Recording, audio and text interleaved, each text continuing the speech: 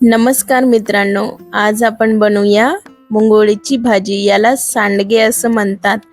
नागपूरला ही भाजी खूप जास्त बनवतात आणि उन्हाळ्यात हे मुंगाच्या डाळीच्या वड्या बनवून असे हे प्रकार बनवतात। यासाठी घेतलेला आहे आपण बारीक एक कांदा चिरून, एक बारीक टोमॅटो चिरून घेतलेला आहे, थोडासा कढीपत्ता आणि हे मुंगोळी। मुंगोळीला आपण भाजून घेऊया कढईमध्ये थोडंसं तेल घालून। खमंग असं हे थोडं भाजून घेतल्याने लवकर शिजते आणि याची चव पण खूप छान लागते। आपण बघू शकता मी पूर्णपणे मुंगोळीला छान भाजून घेत आहे। मुंगोळी छान भाजलेली आहे। आपण याला आता काढून घेऊया। याच कढईमध्ये थोडंसं तेल घालूया फोडणीसाठी। तेल आपलं गरम झालेलं आहे। यामध्ये आपण आता कांदा घालूया बारीक चिरलेला।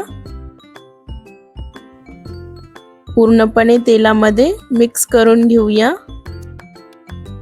खूप छान अशी ही भाजी बनते आणि खूप कमी मसाल्यात ही खूप अशी चविष्ट भाजी बनते। नागपूरला आणि विदर्भात ही खूप भाजी बनवतात आणि खूप छान लागते। आता यामध्ये आपण टोमॅटो ॲड करूया। कांदा छान भाजलेला आहे। यामध्ये मी टोमॅटो ॲड केलेला आहे, घातला आहे, पूर्णपणे तेलामध्ये मिक्स करून घेत आहे। तुम्ही बघू शकता। थोडंसं 2 मिनिटं याला आपण परतून घेऊया। चांगल्या प्रकारे तेलामध्ये फ्राय होऊ द्यायचं आहे याला। थोडा वेळ झाकण टाकून होऊ देऊया। आता आपण बघू शकता हे पूर्णपणे छान फ्राय झालेलं आहे। यामध्ये आपण आता मसाले ॲड करूया। थोडंसं धनिया पावडर घालूया, थोडंसं मीठ, थोडीशी हळद, थोडासा सब्जी मसाला आणि थोडंसं लाल मिरची।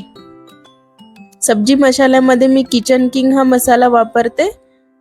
खूप जणांनी मला विचारले कमेंटमध्ये। आणि आपण भाजून घेतलेले सांडगे आणि मुंगोळी याला म्हणतात, हे आपण मिक्स करून घेऊया आणि 5 मिनिटं होऊ देऊया। थोडंसं पाणी ॲड करूया शिजवण्यासाठी, कारण की हे शिजल्यानंतरच खूप छान भाजी लागते। चांगल्या प्रकारे शिजू देऊया याला एक 10-15 मिनिटे। पूर्णपणे आपण बघू शकता छान उकळी आलेली आहे, मस्त शिजत आहे। शिजले की नाही हे चेक करण्यासाठी थोडंसं दाबून बघायचं आहे त्याला। थोडा वेळ अजून शिजू द्यावं लागतील।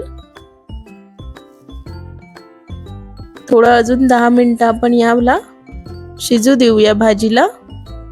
आता आपण बघू शकता मुंगोळी ही छान प्रकारे शिजलेली आहे आणि याचा कलर पण खूप छान दिसत आहे। एकदम अशी तर्रीदार चविष्ट भाजी आपली बनून रेडी झालेली आहे। तुम्ही लोक जरूर ट्राय करा। Thank you friends for watching. Please like करो, शेयर करो और सब्सक्राइब करो।